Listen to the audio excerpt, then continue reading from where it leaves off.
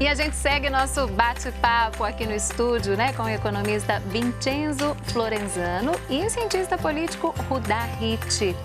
Vincenzo, você falou no último bloco que é muita insegurança, são expectativas, não tem nada certo, né? Então tudo depende do que vai ocorrer ainda, do resultado das eleições no próximo domingo, mas nós temos alguns nomes aí liderando as pesquisas, né? Fernando Haddad, eu falo para presidente da República, né? Fernando Haddad, do PT, tem aí Jair Bolsonaro. Entre esses dois nomes, né? Um deles sendo o nosso presidente, o que a gente pode esperar aí da economia do país? É claro que não é fácil, né? Não é simples traçar, né, o futuro, né? Mesmo porque os dois candidatos, eles trazem muita incerteza, né?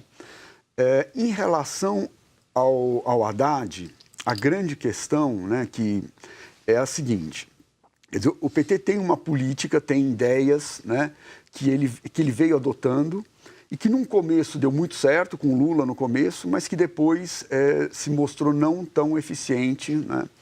Então a grande questão que se coloca agora é: o Haddad eleito, ele vai insistir nessas políticas ou ele vai ter uma mudança de rumo? Ele vai dar continuidade ao que fez o Ele presidente vai dar Lula, continuidade, né? ao que o Lula começou e a Dilma levou adiante, e que num primeiro momento, muito em função da conjuntura externa muito favorável, né? O mundo crescendo, tempos de paz, né? Muitos dizem que o Lula pegou um céu de brigadeiro, né? E é verdade, ele pegou um cenário muito favorável. Depois veio a crise, em 2008, e as coisas já se complicaram, e a Dilma já pegou um cenário não tão de brigadeiro e insistiu em determinadas políticas que aí começaram a não ter mais resultado e as coisas, né? Então a grande incerteza em relação ao Haddad é essa: ele vai seguir, ele vai insistir nessas políticas ou ele vai mudar de rumo, né? Ou vai dar alguma mudança de rumo, de rota. Tem esses dois caminhos aí. Teria os dois caminhos, né? Então, mas isso há uma incerteza, né? E o investidor, ele vai esperar para ver. Ou seja, antes de ter as coisas definidas, antes de ter um Congresso definido, antes de ter uma posição definida do Haddad eventualmente eleito, antes de ter uma clareza quanto à reforma tributária, reforma previdenciária, lei trabalhista, vamos manter, não vamos manter, os tribunais vão aplicar, não vão aplicar, tudo isso impacta profundamente a vida de quem vai empreender, de quem vai fazer negócio ou não vai fazer negócio. E estrategicamente, podemos falar que há um caminho melhor que o outro para a nossa economia, já no início de 2019, ou não? Então, só passando a questão do Bolsonaro, o Bolsonaro é mais incógnito ainda, né? Eu tenho minhas dúvidas, às vezes eu brinco dizendo assim, acho que nem o Bolsonaro sabe o que ele vai fazer, né? Então ele é uma incógnita muito grande, né? Ele tem um economista, o Paulo Guedes, que seria o economista dele, mas que começou a falar e já pediram para ele não falar mais nada, porque gerou mais expectativas e mais insegurança, né? Então, vejam, em relação a esses dois candidatos, é muito difícil. E o empreendedor, o empresário, o investidor, ele vai esperar, né? E isso é ruim para a economia. Fica parada, né? Fica parada, né?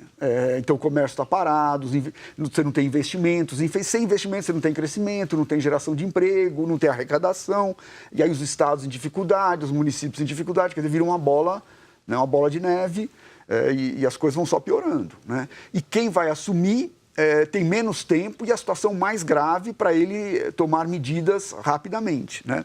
Para reconquistar uma confiança perdida, digamos assim, né? Então esse é o problema, quer dizer, os dois candidatos geram muita insegurança em termos de expectativa. Rudá Hit, como que nós podemos explicar o crescimento do candidato do PT, Fernando Haddad, aí durante esse processo, durante a campanha? Tem um pouco dos eleitores do PT, de certa forma, se é que podemos falar assim, revoltados com a situação do partido, com o impeachment de Dilma, com a prisão de Lula. Não são, outras pessoas já falam que são anti-Bolsonaros, que estão votando no Haddad. Como que explica isso? Bom, sem dúvida nenhuma tem a ver com o papel assumido pelo Lula. O Lula não é mais um político único, ele passa a entrar no rol dos mitos políticos, né? Como Getúlio Vargas, em determinado momento, virou um mito, né? Não era mais ele, era uma ideia, um sentimento, né? E o PT vem trabalhando muito nisso. De uma certa maneira, a prisão do Lula criou um vínculo afetivo ainda mais forte principalmente no Nordeste. Então, eu viajei nos últimos tempos por algumas vezes para o Nordeste, e é muito impressionante isso, né? E pega todas as classes sociais, empresários, uma coisa, classe média, né? É muito diferente daqui do Sudeste, né? E o Nordeste é o segundo colégio eleitoral regional do país. O primeiro é Sudeste e o segundo é o Nordeste. Por isso que se diz que o fiel da balança é Minas Gerais, porque como Minas está no Sudeste, é o segundo colégio estadual eleitoral do país. O primeiro é São Paulo. Se Minas pende para um lado, ele define um pouco a eleição. Então, essa eleição territorialmente deve ser definida por Minas e, do ponto de vista do segmento social, as mulheres. É isso que deve definir. Se as mulheres votarem em massa, elas devem definir a eleição pelo Haddad. Se for mais contido, porque é um segmento mais indeciso, deve ser o Bolsonaro. Então, o que acontece primeiro é o fenômeno Lula, que ele, de fato, transferiu o voto. É algo muito impressionante. Anuncia a candidatura do Haddad, ele sobe de 4%, ele vai pulando e passa por 10% e chega na casa dos 20% em 2 semanas e meia. Então, isso é muito impressionante, é um fenômeno mundial, né? Eu sou cientista político, há algum tempo eu posso dizer que isso é algo que os cientistas sociais do mundo inteiro estão muito impressionados, né? A força do ex-presidente Lula, né? Isso. Agora, a questão é que o eleitorado do PT, hoje, ele gira ao redor de 25%. São as pesquisas de preferência partidária no Brasil. Ele gira em torno, eu não posso dizer exatamente que é fiel, mas é o dado que eu tenho mais aproximado, gira em torno de 25%. O eleitorado antipetista gira ao redor de 30%. Esse eu posso ter mais segurança, que nós temos pesquisas específicas sobre isso, várias. Ele gira em torno de 30%. Então, nós estamos falando, mais ou menos, de 55% do eleitorado tem uma posição definida em relação ao PT. É o resto que está definindo para onde nós vamos. É esse segmento que não tem uma postura exatamente antipetista, mas não é pró-petista. É ele que está agora se alinhando muito rapidamente, se alinhou na última semana, em relação aos indecisos. E né? Pode definir o resultado. E aí que define o resultado. Então, esse plus agora é Haddad. Não é exatamente mais o PT e não é exatamente o Lula. Agora é um plus Haddad. E é por isso que ele vem se postando de uma maneira tão serena, né? Até nos debates. Os jornalistas me ligam e falam, mas por que ele está tão tranquilo? Parece estar inseguro.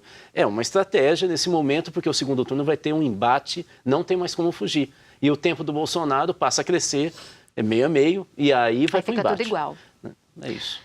Agora, Vincenzo, Minas Gerais atravessa, né, uma crise econômica, parcelamento de salários de servidores públicos. E temos aí nas pesquisas, né, 2 candidatos fortes, aí, Antônio Anastasia do PSDB, Fernando Pimentel, que é o atual governador, né, tenta a reeleição pelo PT. Desses dois aí, o que é mais propenso a resolver de uma forma mais imediata, já em 2019, esses problemas aqui de Minas Gerais relacionados aí à crise financeira? Então, novamente, Minas está no contexto nacional, então não dá para descolar, né? Dificilmente Minas irá muito bem se o país for mal. E dificilmente Minas irá mal se o país for bem. Percebe? Então, uma coisa puxa a outra. E há uma conexão entre o presidente e o governador, né? A política nacional e a política estadual. Então, eu estava pensando, né? Haddad e Bolsonaro. Haddad e Bolsonaro. Eu tenho a impressão que o PT realmente ele tem razão, concordo com o professor, que o PT é mestre nessa estratégia de marketing, de disputas políticas, ele realmente né, ele é muito bom nisso. Mas nessa eleição particularmente, eu acho que a coisa ficou muito fácil para ele, para o marqueteiro do PT, digamos assim, né? E eu, voltando aqui ao nosso futebol e ao Corinthians, é mais ou menos assim, um time de massa está ganhando o campeonato, uma final, está ganhando de 2-0, e o grande craque vai sair e vai entrar o reserva. todo mundo vai ovacionar o craque e vai aplaudir o reserva. Então, sai o Lula, entra o Haddad. Então, a transferência foi muito tranquila, né?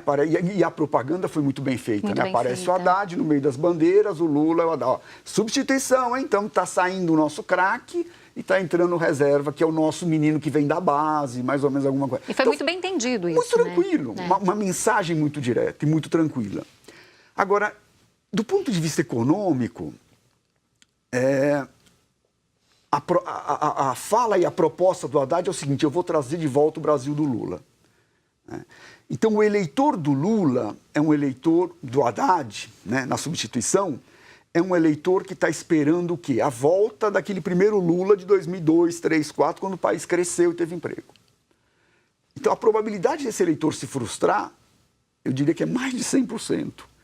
Porque por mais que voltasse o Lula agora, a economia não vai crescer, não imediatamente, percebe? Mesmo que volte o Lula ou o Haddad, é como eu estou dizendo, as pessoas estão esperando.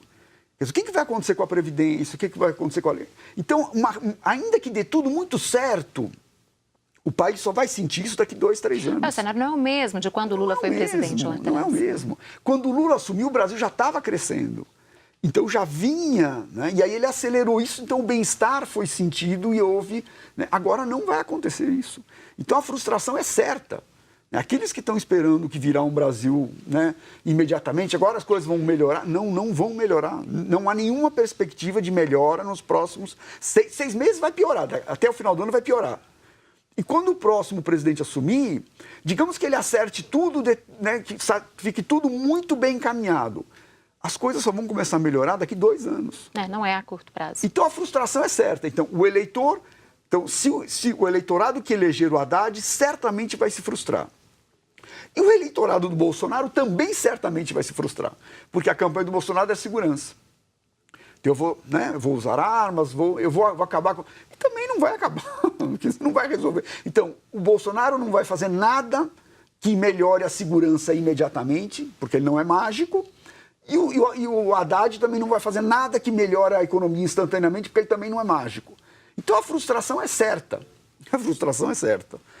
Agora, do ponto de vista do nosso Estado, um continuismo do Pimentel me parece que vai resultar a situação só vai piorar. Num curto prazo, só vai piorar.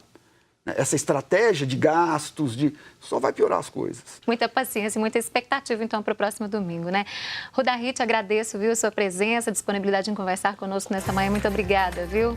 Muito obrigada também, Vincenzo, pela participação conosco aqui hoje. Foi um prazer, foi muito agradável, eu que agradeço. Olha só, chegou a hora de dar tchau. Pois é, muito obrigada pela sua companhia nesta manhã de sexta-feira. Foi uma alegria muito grande estar com vocês, viu, nesta manhã. Nos acompanhe pelas redes sociais, pela página da TV Horizonte e saiba de todas as novidades e assuntos do Manhã da Piedade. Tem também o nosso Instagram, que é @manhãdapiedade. Olha só, e agora você vai ficar com imagens do canteiro de obras da Catedral Cristo Rei. Um excelente fim de semana para vocês. Até segunda. Tchau, tchau.